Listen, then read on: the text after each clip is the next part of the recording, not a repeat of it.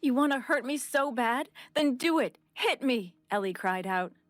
She'd had enough of the cruel prince. He held the whip up high, intending to bring it down on Ellie and Florence, who were cowering in each other's arms.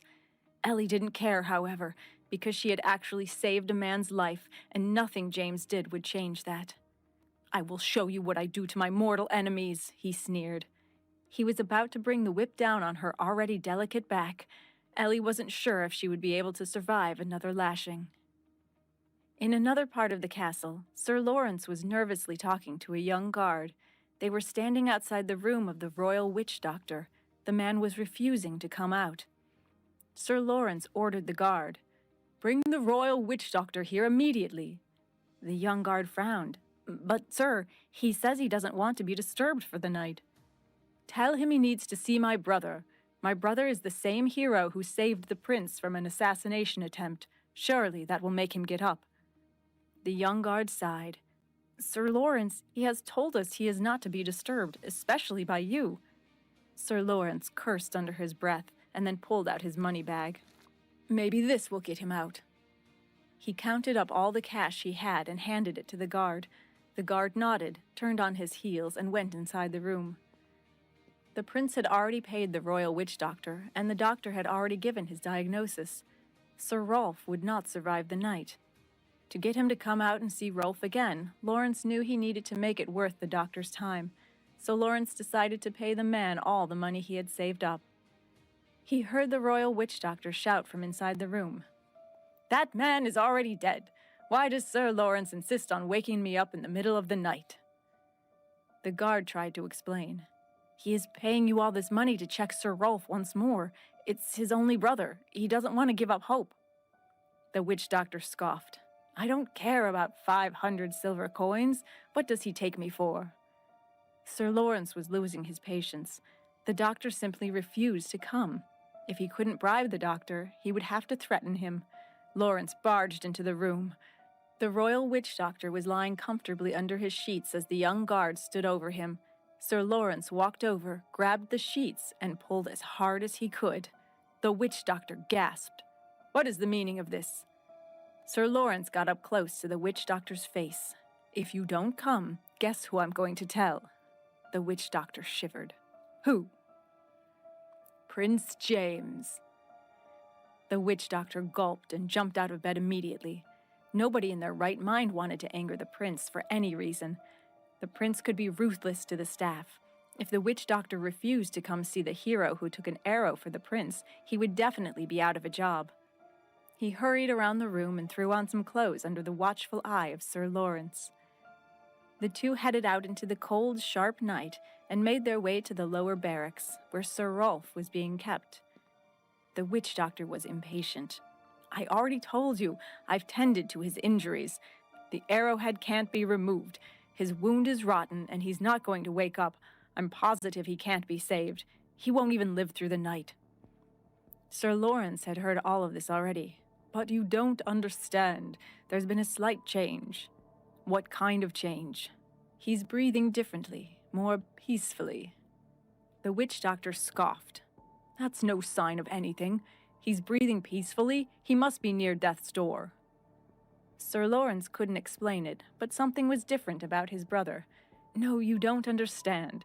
I need you to see for yourself."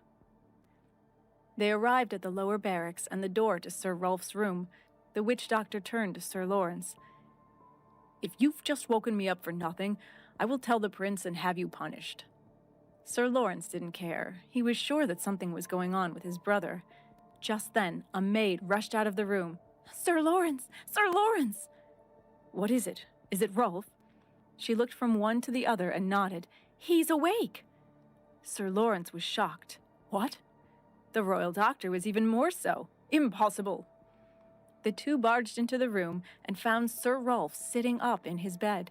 He had a healthy glow about him, even though he looked tired. When he saw Sir Lawrence, his eyes lit up. "Big brother, I'm very hungry. Can you get me some chicken by any chance? Or maybe a nice leg of lamb?" Sir Lawrence and the witch doctor were simply shocked. Their eyes widened and their jaws dropped. Neither had expected to come here and find this. Sir Lawrence's eyes teared up a little. His voice cracked as he said, "You're awake, Rolf. You're finally awake." Rolf grinned. "I'm awake, and I'm so hungry. I could eat a whole lamb." At this time, the maid brought some stew and bread. Sir Rolf didn't wait and dug in, tearing into the bread and gulping down the stew. He was starving. Anxiety flitted across Sir Lawrence's face. "Is he okay?" The witch doctor nodded.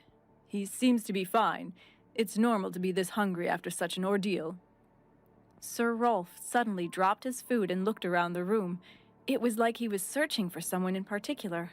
Although they didn't know it, he was actually looking for Ellie, who had secretly treated him. "Brother, where is that beautiful woman in white? Where did she go? I want to see her." "Which beautiful woman in white?" Sir Lawrence gave a questioning look to the maid. "Do you know who he's talking about?" The maid shook her head. She had no idea.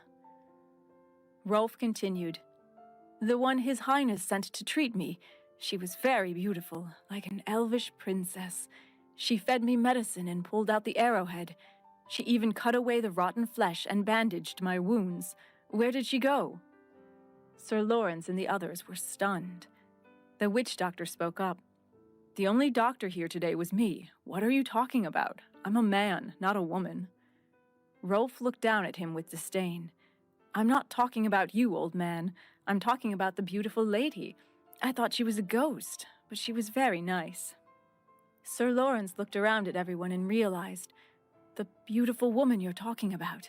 It can't be the princess, can it?" Sir Lawrence himself had caught Ellie in this very room. She was the only one wearing white today, and she had, in fact, claimed to have saved him. Nobody had believed her, but even then, Sir Lawrence had his doubts. Why would she do something to make the prince angry for no reason? Rolf was confused. "The princess? We thought the princess came here to assassinate you. She was standing over you with a sharp knife."